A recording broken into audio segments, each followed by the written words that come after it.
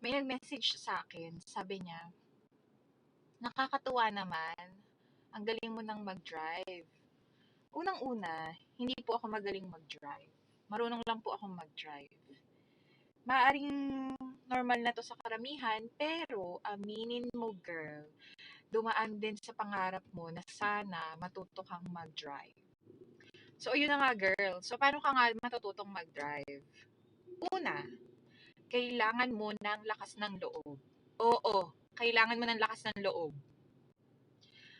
Pangalawa, kailangan mo ng lisensya. Siyempre, kailangan mo ng lisensya. Paano ka makakapag-drive? Wala kang license. Kumuha ka muna ng license. Okay? Kuha ka muna ng license. Pangatlo, mag-enroll ka sa driving school.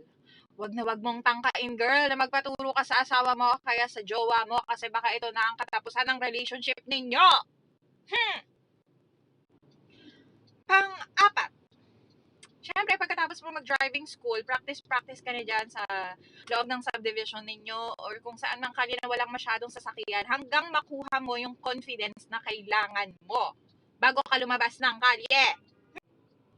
Pang-lima, so huwag ka magpapanik. Okay? Kapag makalabas ka na ng kalye at maraming sasakyan, huwag ka magpapanik.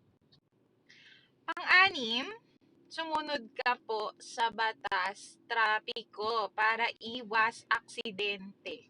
Okay? So, tinuturo din naman sa driving school yung mga batas trapiko. Kaya kailangan makinig kang mabuti. Huwag cellphone ng cellphone. Pang-pito, so para iwas aksidente din, lagi kang matutong mag-signal. Kapag mag-change ka ng lane, matuto kang mag-signal. Okay? Signal.